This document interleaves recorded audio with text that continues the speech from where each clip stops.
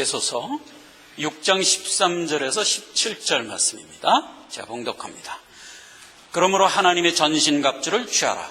이는 악한 날에 너희가 능히 대적하고 모든 일을 행한 후에 서기 위함이라.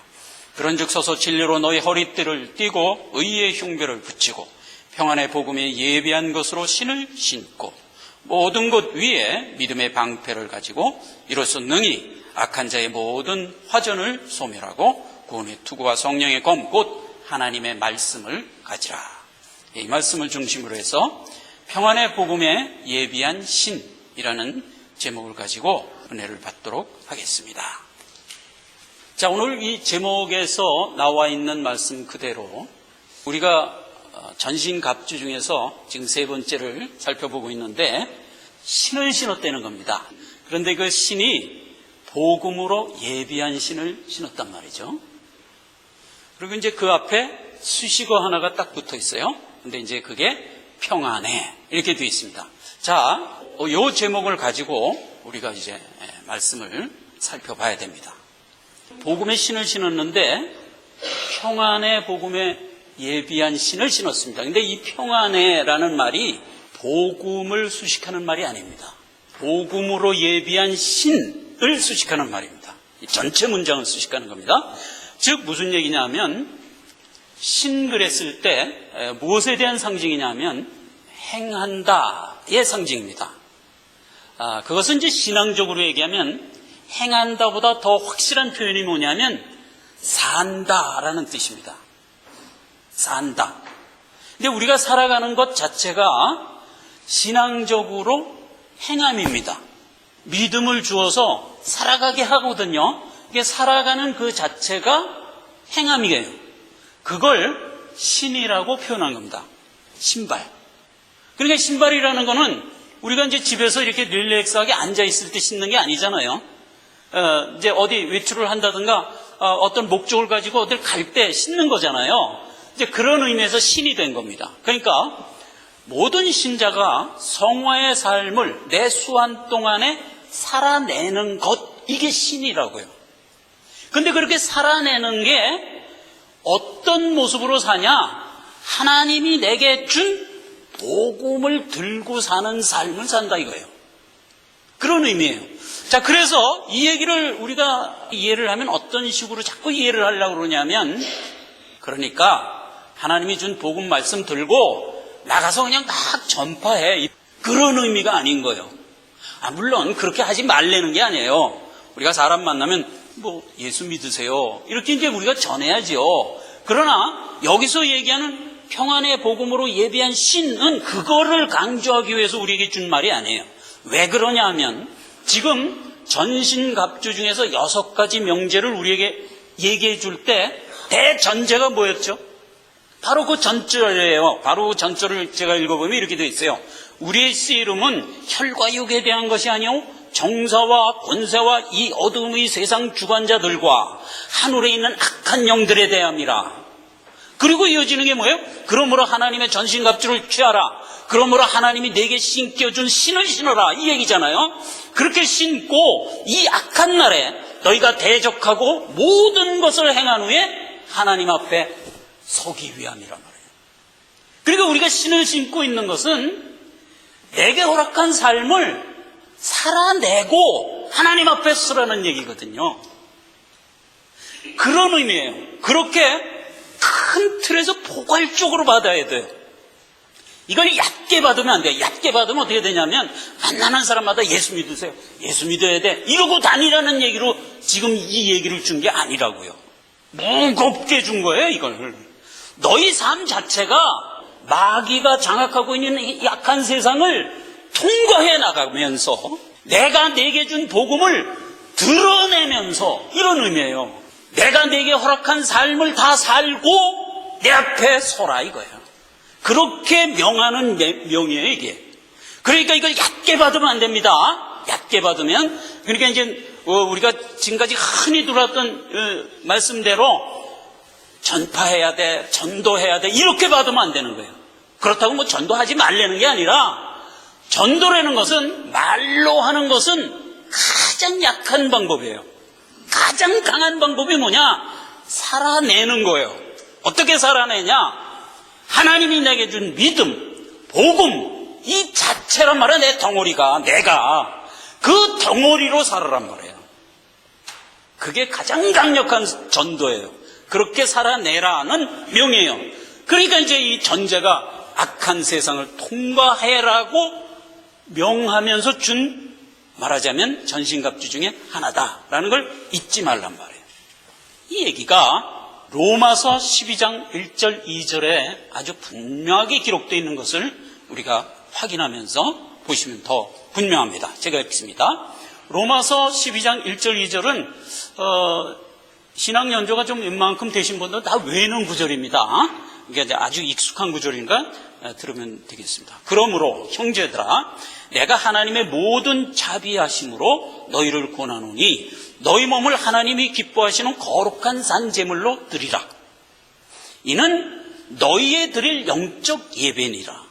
너희는 이 세대를 본받지 말고 오직 마음을 새롭게 함으로 변화를 받아 하나님의 선하시고 기뻐하시고 온전한 뜻이 무엇인지 분별하도록 하라. 이렇게 된 말이에요.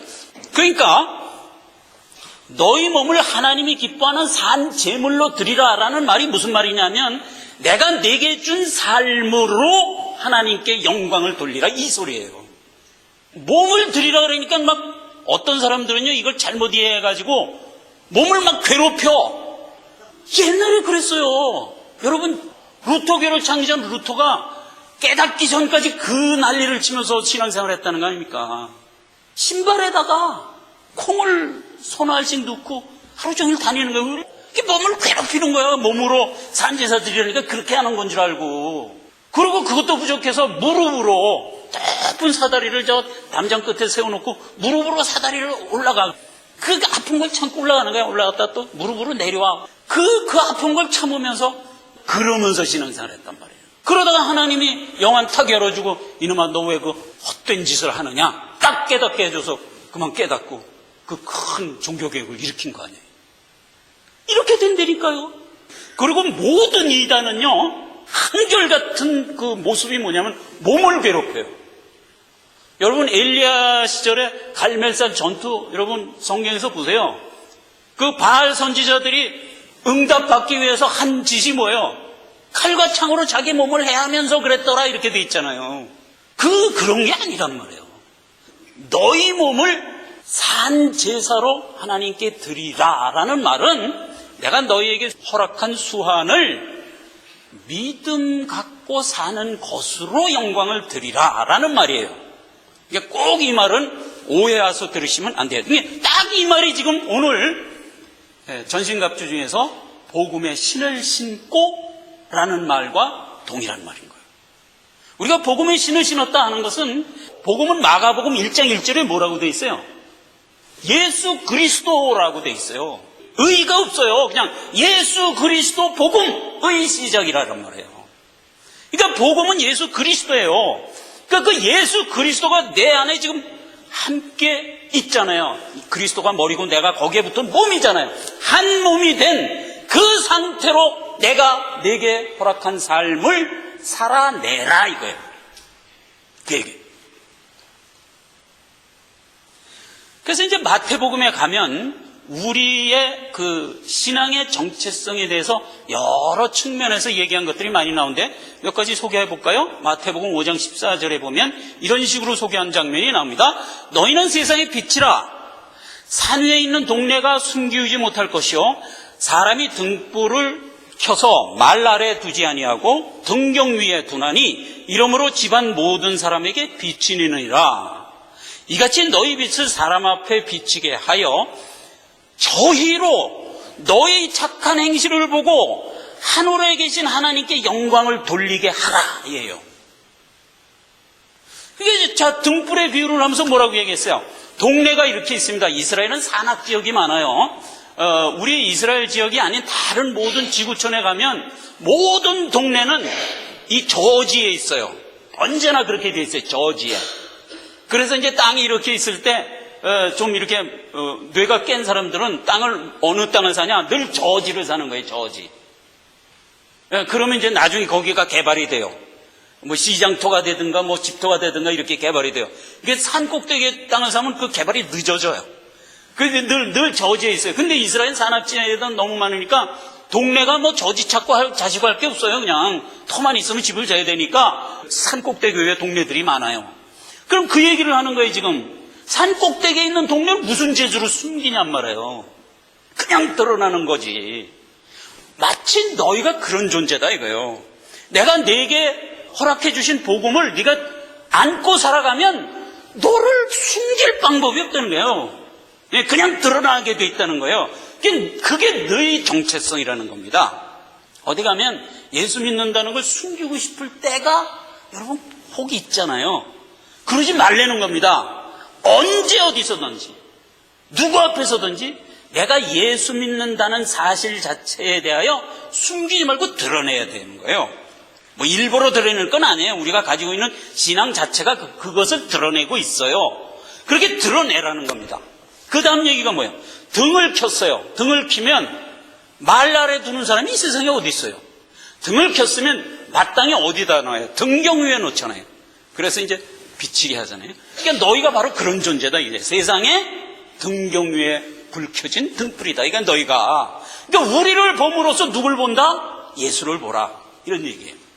그렇게 하고, 그렇게 해서 내가 네게 살게 한 삶을 살고 나면 어떤 현상이 나는 거예요? 이같이 너희 빛을 사람 앞에 비치게 하여 저희로 너희 착한 행실을 보고, 여기서 착한 행실이 뭐예요? 구제하고 도와주고 이런 구체적인 얘기가 아닌 거예요. 성경은 언제나 착한 행실, 선한 행실, 이걸 언제나 뭐라고 얘기하냐면 예수 그리스도의 복음 갖고 사는 모습을 착한 행실이라고 그러는 거예요. 그걸 선한 행실이라고 그러는 거예요. 부활에 대하여 없다 자꾸 얘기하는데 거기서 부활은 있어 라고 얘기하는 것을 무슨 말이라고 그랬어요? 고린도서 15장에 선한 말이라고 그랬어요. 부활이 없어, 부활이 어디 있어? 그렇게 얘기하는 걸 무슨 말이라고 그랬어요? 악한 말이라고 그랬어요.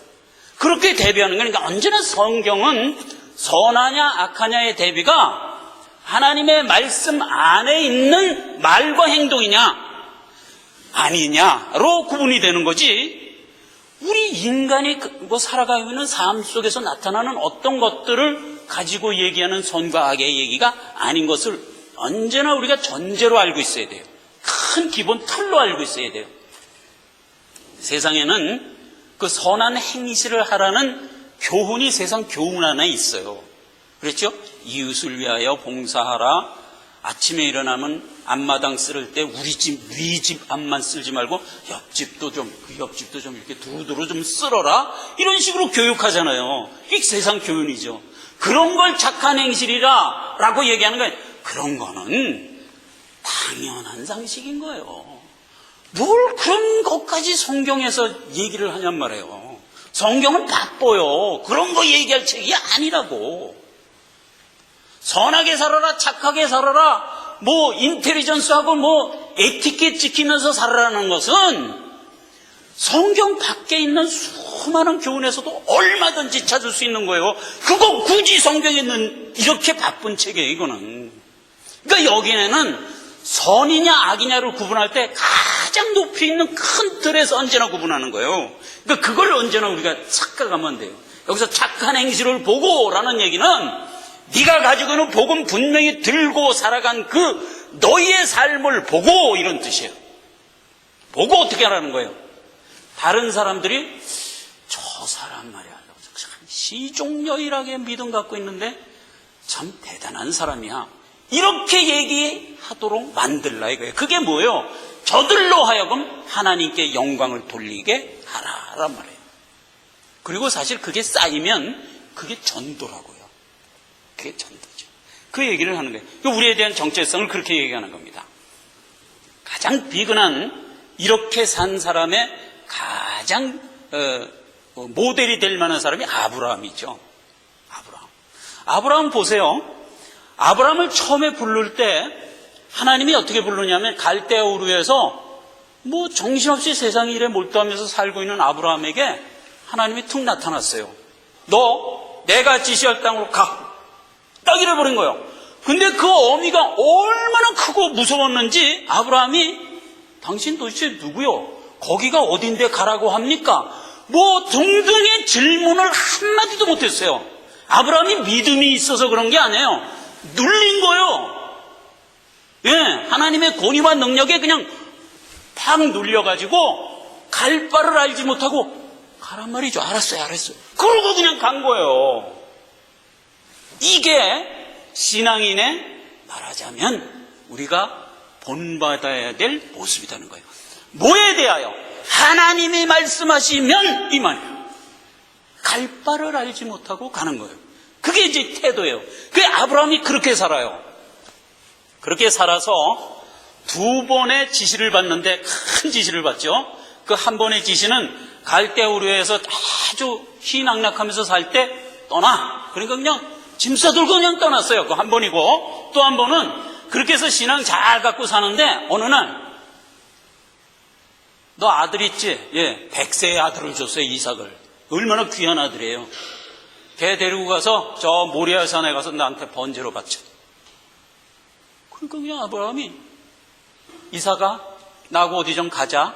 그리고 이삭한테 나무 등에다 나무 지어서, 그때 이삭이 한 17살쯤 됐을 거라고 신학자들이 판단합니다. 그러니까 벌써 아버지보다도 훨씬 이젠 장정이 된 거예요. 예, 그런 이삭한테 나무찜 지어서 술래 이제 모리아산으로 갑니다. 창세기 22장. 그 일 후에 아브라함이 아브라함을 시험하시려고 그를 부르시되 아브라함아 하시니 그가 가로되 내가 여기 있나이다. 여호와께서 가라사대 내 아들 내 사랑하는 독자 이삭을 데리고 모리아 땅으로 가서 내가 네게 지시한 한 산 거기서 그를 번제로 드리라. 이런 엄청난 하나님의 명령을 주는 겁니다. 근데 이 명령은 이제 아브라함을 믿음의 조상으로 택했기 때문에 우리 모든 믿는 자에게 전달해주는 예수 그리스도의 대속의 은혜를 머금은 예언적 지시였어요. 예, 그런 예언적 지시를 지금 아브라함이 받은 거예요. 그러니까 이제 아브라함이 독자 데리고 가서 이제 모리아산에 가서 이제 잡아 죽이려고 꽁꽁 묶어놓고, 이삭은 힘이 센데도 아버지가 그러니까 그냥 순종한 거예요. 이거 꽁꽁 묶여 있는 거예요, 지금. 그냥 칼을 들어야 이렇게 하려고 그러니까 그때 이제 하나님 음성이 다시 들려서 아브라함아 멈춰라. 이렇게 된 거죠. 멈춰라. 그리고 이제 내가 내 마음을 알았으니까 내가 준비한 저 양 가지고 번제 드리라. 이렇게 보니까 숲을 속에 수양 하나가 뿔이 그 나뭇가지에 걸려갖고 꼼짝 못하고 있는 거예요. 그러니까 이제 아브라함이 가서 그 수양 잡아다가 번제 드렸단 말이에요. 그리고 이제 14절에 아브라함이 이런 고백을 합니다. 아브라함이 그 땅 이름을 여호와 이레라 하였으므로 오늘까지 사람들이 이르기를 여호와의 산에서 준비되리라 하더라. 이런 여호와의 이름 하나를 말하자면 부여가 되는 겁니다. 자, 여호와의 이름이 여러 가지가 있어요. 여호와 이레, 여호와 니시, 여호와 라파, 지난번에 에스겔서에서 여호와 삼마 이런 것들이 있었죠. 그런데 여기서 이제 여호와 이레, 즉 여호와께서 너희를 위하여 늘 예비하시리라요.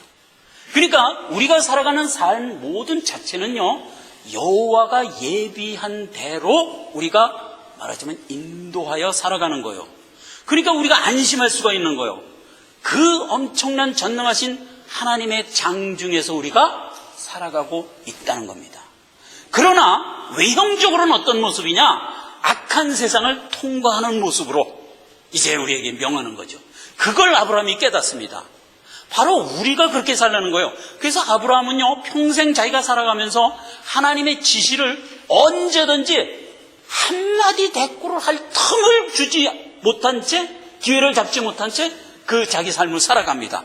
처음에는 몰라서 무서워서 그렇게 했는데 나중에 이삭밭이라고 할 때는요, 신앙이 꽉 들어차서 하나님이 그렇게 얘기하면 분명히 무슨 이유가 있을 것이다, 일단 하자 하고 한 거예요. 이 완벽한 신앙까지 올라간 거예요. 그렇게 아브라함이 변해가죠. 그래서 결국 아브라함은 어떤 결과를 낳죠? 땅의 모래보다 많고 하늘의 별보다 많은 수많은 후손들을 잉태하게 되잖아요.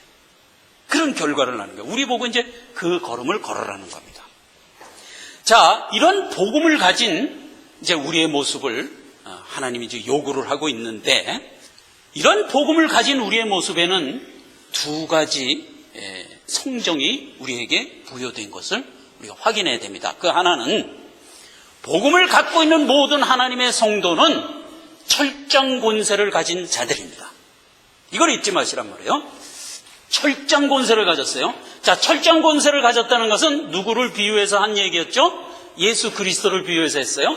근데 예수 그리스도께서 철장 권세를 가지고 그걸로 뭘 깨뜨렸다고요? 질그릇을 깨뜨렸다고요. 얼마나 잘 깨지겠어요? 철장이면은 이만한 쇠봉이에요. 쇠봉. 그건 들기도 무거워요. 그 엄청난 철장을 딱 들고 왜 질그릇이는데 툭툭 치기만 하면 어떻게 돼요? 박살이 나죠. 예, 그 예수 그리스도가 그렇게 했다는 겁니다. 그 철장 권세를 복음 가진 우리는 가지고 있어요. 그 어디에 쓰라고? 마귀 부수는 데 쓰라고 해요. 다른 거 없어요. 마귀 부수는 데 쓰라고요. 시편 2장 9절, 그 다음에 계시록 12장 5절에는 이 철장 권세에 대해서 이렇게 얘기합니다. 내가 철장으로 저희를 깨트리며 마치 질그릇같이 부수리라 해요. 누구를? 악한 세력을, 마귀를. 그 얘기예요. 나중에 이제 예수님이 복음서 공생의 3년을 사시면서 우리에게 여러 가지 비화를 준 중에 이런 비화 하나가 있는 것을 여러분 기억해 보세요. 마가복음 3장 27절 말씀인데, 사람이 먼저 강한 자를 결박지 않고는 그 강한 자의 집에 들어가서 세간을 늑탈지 못하리라.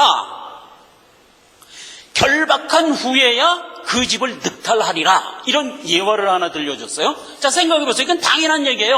어떤 강도가 있어요. 뭐 강도, 도둑은 아니에요. 그냥 주인이 있는데도 그냥 불무곡집 들어가서 늑탈하는 상황이니까 도둑은 아니에요. 그러니까 정정당당하게 들어간단 말이에요. 그래 들어가서 그 집에 있는 내 마음에 드는 물건 톡톡 들고 나오려면 뭐가 전제돼야 돼요? 아주 간단한 이유를 하나 여기 되는 거예요. 그 집보다 내가 세야 되잖아요. 그 얘기를 하는 거예요 지금. 누구든지 어느 집에 가서 물건을 늑탈하려면 그 집주인보다 세야 되지 않느냐와 같이예요. 이와 같이 내가 네게 넣어준 영생의 복음은 세상의 그 어떤 권세를 깨트릴 수 있는, 그것도 질그릇같이 깨트릴 수 있는 권세니라, 이 말을 해주는 거예요. 그러니까 너는 그 복음의 철장 권세를 가지고 악한 세력이 머무는 곳에 가서 사정없이 깨트려 버려라 이거예요. 그게 누구겠어요? 나 자신이에요. 내 안에 지금 누가 선점하여 있나요? 우리가 믿기 전에 마귀가 선점하여 있었죠. 그래서 마귀가 나를 장악하고 있었어요. 그런데 하나님이 내게 철장 권세를 줬어요. 그냥 내 집에 내가 들어가서 사정없이 깨트려 버리는 거예요. 그게 뭐 속수무책으로 쫓겨나는 겁니다. 마귀는 그렇게 쫓겨나는 거예요. 그게 내 안에 있는 마귀는 그렇게 쫓겨나고, 이제 나를 누가 장악하죠? 워낙 센 자, 먼저 있던 집주인보다 훨씬 센 자가 나를 장악하고 내 집을 지키는 자가 됐다는 겁니다. 그것이 복음 가진 자에 대한 첫 번째 권세입니다. 나에 대해서 그렇다는 거예요. 내가 나를 줘. 말도 안 되는 거예요, 이건. 믿음이 없는 거예요, 그건. 내가 나를 언제나 이기는 거예요. 남은 생각하지 말란 말이에요. 나를 얘기하란 말이에요, 나. 내가 나를 언제나 이기는 거예요. 뭐로? 하나님이 준 진리의 복음으로.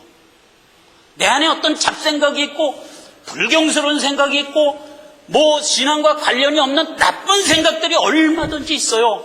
사정없이 깨트리는 거예요. 내가 인식만 하면, 몰라서 그렇지. 그 얘기죠. 내가 알기만 하면 내 안에 있는 잡생각은 언제라도 깨트릴 수가 있는 거죠.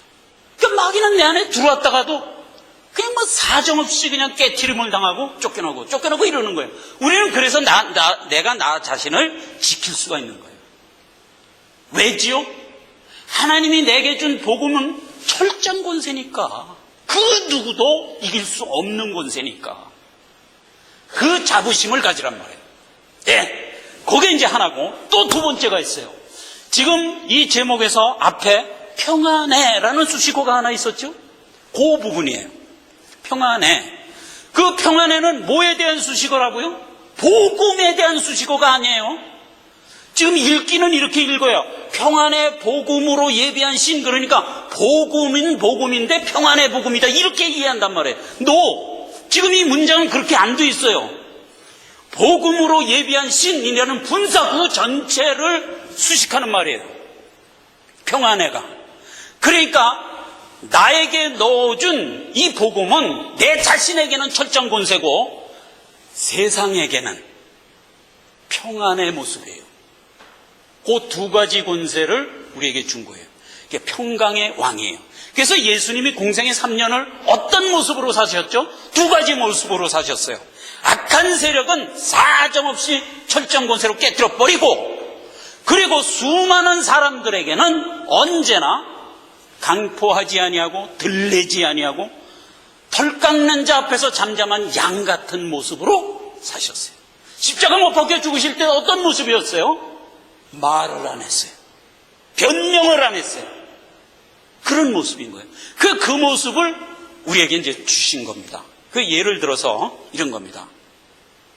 이사야서 29장 11절을 제가 읽겠습니다. 여호와께서 자기 백성에게 힘을 주시며 여호와께서 자기 백성에게 평강의 복을 주심이로다. 우리에게 주신 복음은 철장 권세이지만 한편으로는 뭐다? 살롬이란 말이에요. 평강의 왕의 권세단 말이죠. 그걸 우리에게 줬어요. 누가복음 19장 42절 가라사대 너도 오늘날 평화에 관한 일을 알았다면 좋을 뻔하였거니와 지금 네 눈에서 가리웠도다. 이 말을 누구에게 했어요? 예수 그리스도가 십자가에 못 박혀 죽으러 가시면서 자기를 향하여 울고 있는 수많은 이스라엘 백성을 향하여 한 소리예요. 그들이 지금 눈이 가리워서 예수 그리스도가 너희 죄를 대속하기 위하여 가고 있는 이거를 못 보고 있다 이거예요. 그 전체적인 얘기를 뭐라고 얘기했어요? 평화에 관한 것에 대하여 모르고 있다 이거예요. 그러니까 우리가 복음 들고 세상을 지나가는 그 자체는 언제나 평강의 왕의 모습으로 지나가는 거예요. 그렇죠. 내 자신에서는, 내 안에 들어온 마귀에 대해서는 철장 권세지만 세상을 나가는 모습에서는 평강의 왕의 모습이라고. 그렇죠. 그 얘기예요. 이사야서 53장 7절에는 이 얘기를 예수님이 예시로 이렇게 보여줘서 자기 자신을 그가 곤욕을 당하며 괴로울 때도 그 입을 열지 않았으며 마치 도수정으로 끌려가는 어린 양과 털 깎는 자 앞에서 잠잠한 양같이 그 입을 열지 아니하였도다. 그런 모습으로 세상을 통과하는 겁니다. 이게 평화의 왕의 모습입니다.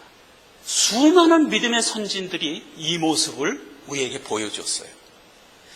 다니엘을 보실까요? 다니엘이 사자굴에 들어간 거 여러분 다 아시죠? 사자굴에 들어갔습니다. 금신상에게 절을 하지 않으면 사자굴에 던져 넣겠다 해갖고 그냥 거기에 걸려들어서 사자굴에 들어갔어요. 들어갔는데 하나님께서 사자의 입을 딱 봉해줌으로 살아나오죠. 살아나와서 이제 느부갓네살 왕 앞에 이제 다니엘이 씁니다. 그 섰을 때 다니엘이 한 말이 이렇게 얘기하는 걸 보게 됩니다. 나의 하나님이 이미 그 천사를 보내어 사자의 입을 봉하였으므로 사자들이 나를 상치 아니하였사오니. 이제 거기까지는 상황이에요. 근데 결론을 어떻게 내려면 두 가지로 내립니다. 하나는 왜 사자 입을 봉했냐? 첫째, 내 죄가 무죄함이 명백함 때문이에요. 내가 죄가 없단 말이죠. 하나님 앞에 죄가 없다 이거예요. 또 하나님 앞에 죄가 없다는 것은 금신상에게 절하지 말라는 하나님 말씀에 순종한 것, 그것은 하나님 앞에 명백하게 무죄다라는 이런 의미예요. 우리가 복음을 갖고 살아가는 것은 하나님 앞에 언제나 착한 행실이라고 그랬잖아요. 이게 당연히 무죄지. 두 번째, 명백하오며 또 왕이요 나는 왕 앞에서도 해를 끼치지 아니하였나이다. 그러니까 느부갓네살 왕의 명을 어기면서도 왕한테 해를 안 끼쳤어요. 그래요? 날 사자굴에 넣겠다고요? 좋아요. 넣으세요. 그리고 들어갔어요. 그게 투사가 되지 않았다고요. 지금 수많은 크리스찬들이 사회적 투사가 되어 있다니까요. 절대 하나님이 우리에게 그걸 요구하지 않습니다. 투사가 되어 있지 않습니다. 사회 정의를 바로잡기 위하여 싸우는 자로서 우리를 안 불렀습니다. 그냥 내가 가지고 있는 복음 그냥 가지고 죽으면 죽으리라 하면서 가는 모습으로 우리를 불렀지 투사로서 부르지 않습니다. 그래서 어떤 결과를 얻었다면 그 결과는 무슨 두 가지 결론이 나오냐? 하나님 앞에 무죄하고 세상에게도 강포하지 않았습니다를 충족하는 겁니다. 이건 어려운 거예요. 무지하게 어려운 겁니다. 그걸 우리 보고 하라는 겁니다.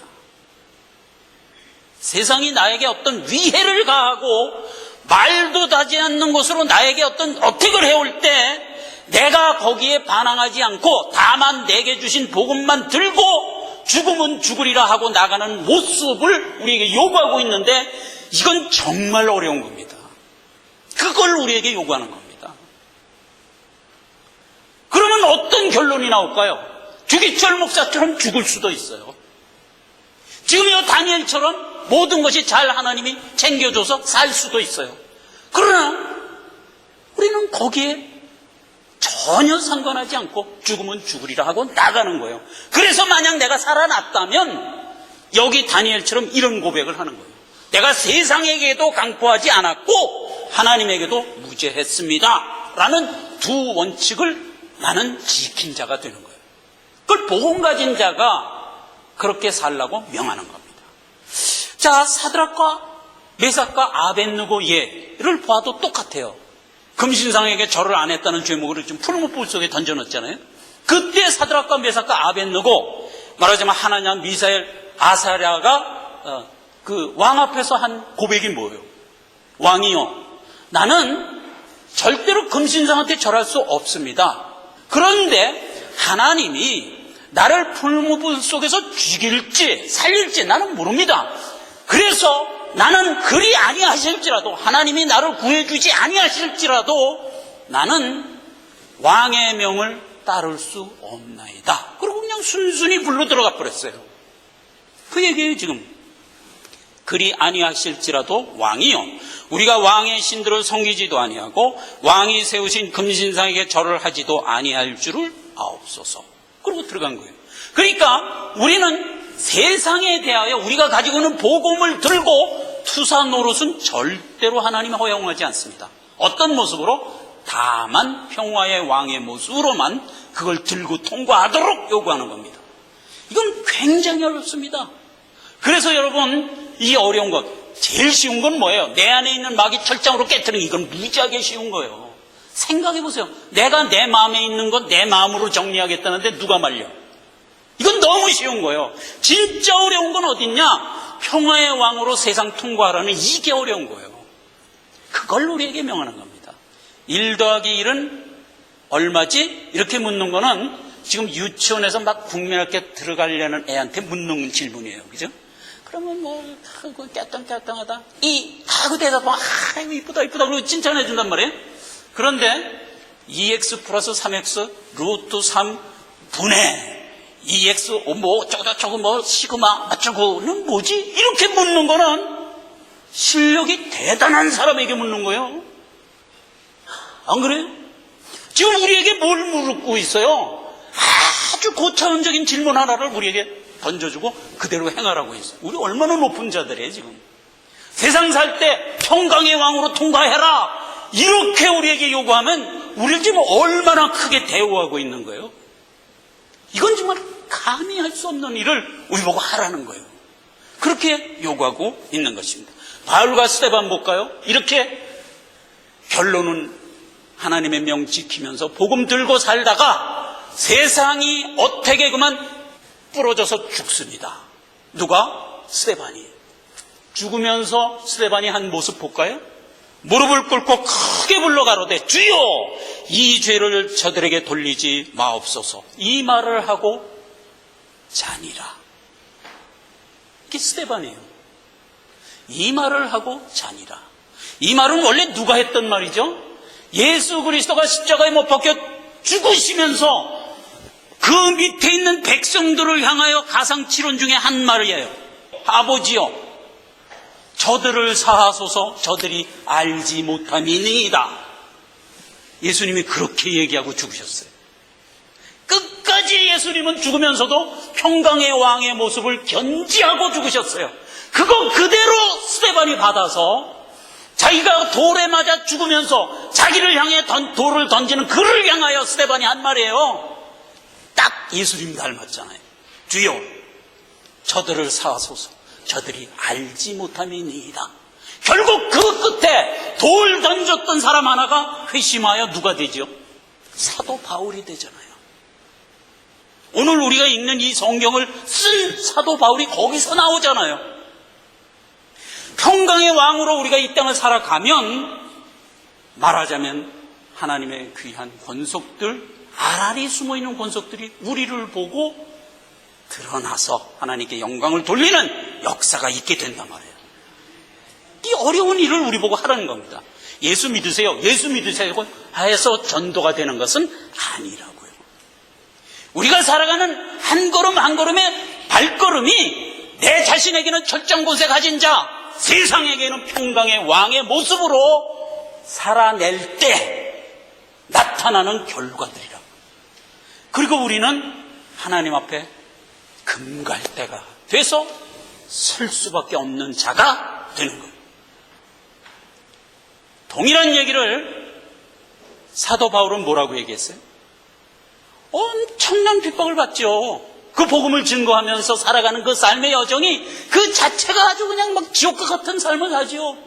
강에 가면 강의 위험, 동족을 만나면 동족의 위험, 뭐 줄이고 헐벗고 목마르고 춥고 떨리고 그냥 강도 태장 40대를 3번이나 맞고 그런 엄청난 일을 하면서 나는 믿음을 지켰습니다 라고 고백하고 나온 말이 뭐죠? 내가 그 엄청나게 어려운 일을 내 능력으로 한 게 아니라 하나님이 내게 주신 능력 갖고 넉넉히 감당하고 여기까지 왔습니다 이렇게 고백하잖아요. 내게 능력 주시는 자 안에서 내가 모든 것을 할 수 있느냐, 이 말이 그 말 끝에 나온 말이에요.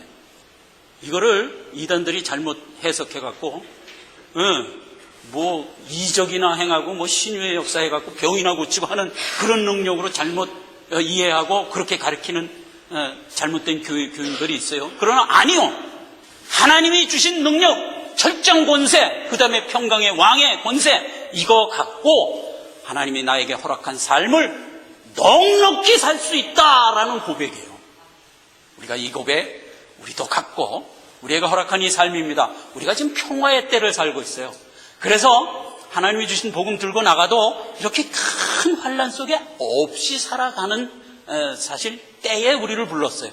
그것도 크게 감사하시면서 우리에게 주신 복음 언제나 드러내면서 우리의 삶에서 드러내면서 살아가는 우리 모두가 되기를 기도합니다.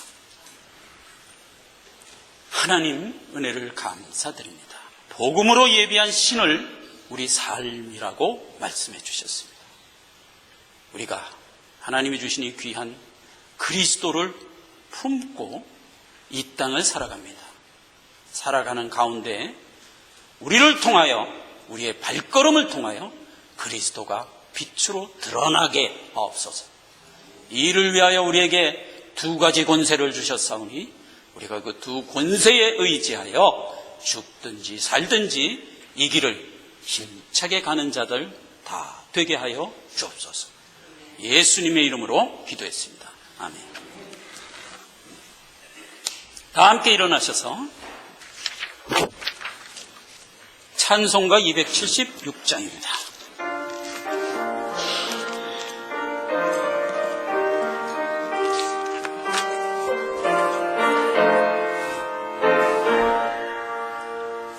하나님 내 진리 등대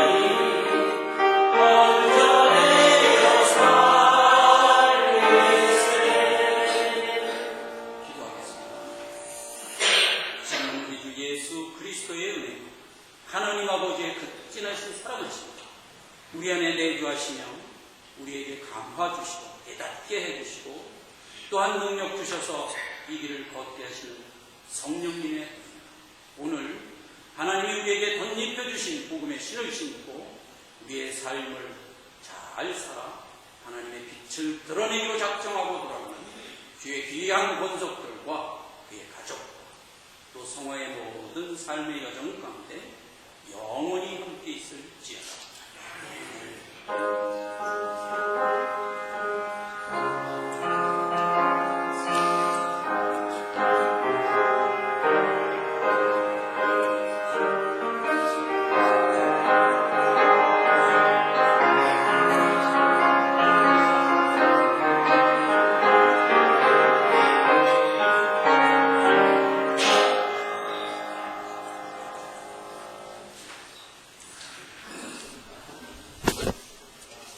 감사합니다.